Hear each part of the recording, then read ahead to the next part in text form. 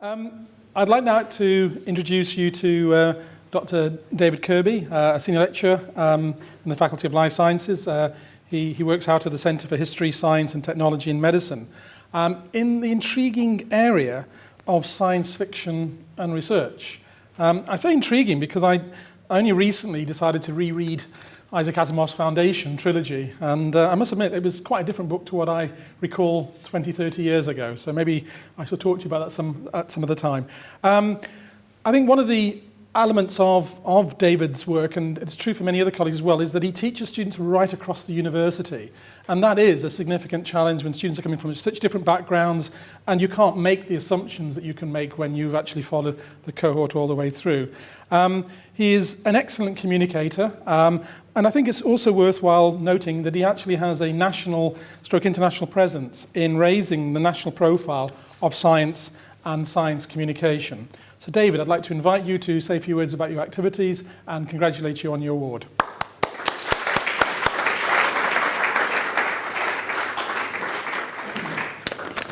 Okay, yeah, thanks. First, I should also say thank you very much for this award. It's definitely a great honor. And I also want to thank my colleagues in the Faculty of Life Sciences because in the life sciences, there is certainly an emphasis on having research-led teaching. And as you'll see from my comments, this was very useful for me in terms of the types of teaching that I do. Teaching is important to me.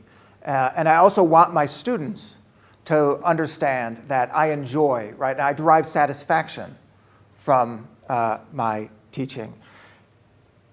We're at the University of Manchester. And as Clive mentioned, this is a research institution, right? There's the emphasis on research outputs is very incredible, right? The expectations.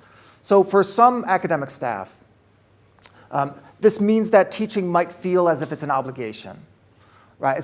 Teaching is something that you get through in order to do the quote unquote more meaningful work. But for me, teaching is the meaningful work. And I don't see a rigid boundary between research and teaching. The goal of academic research is to produce knowledge. The goal of teaching is to impart knowledge to our students and to give them the skills to garner more knowledge in the future. So when we think about academic disciplines, right, we need to understand that they're not just collections of facts. Okay?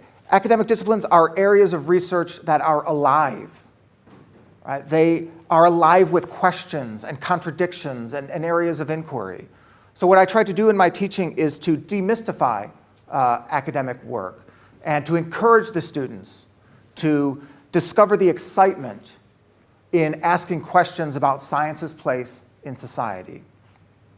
Now, through my research, I've made a lot of contacts and connections with prestigious members of the entertainment industry, with high-profile science fiction authors, and museum curators.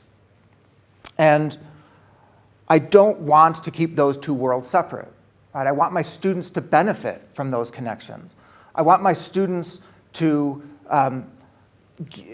hear about the experiences that these individuals have had in creating media products, or themselves grappling with science and society as they write a science fiction novel, or they make a museum exhibit.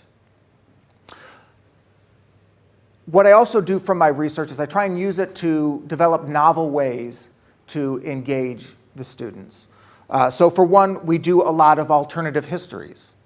Okay? And doing an alternative history is a great way for students to understand science in the past. But by doing an alternative history, they can also try to foresee what science's place might be in the future. One of the things that I also do is to take a particular science fiction movie, say, for example, Avatar, and then ask them, how would that movie be different if it was made in the 1970s or the 1950s or the 1910s? Okay, and by doing that, they have to understand a few things. One, they have to understand the context in which Avatar was made in 2009, but then they have to understand all those different areas. What would it be like if Robert Heinlein in the 1950s wrote Avatar? Okay. It would be very similar in many ways, but in that case, the military would actually win. Finally, I also do a lot of assignments where the students have to create their own media products. So they have to create, for example, a science-based radio drama.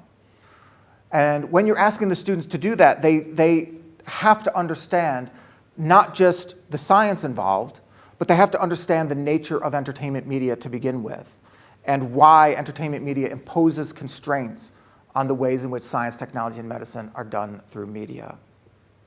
So I would say that at the end of the day,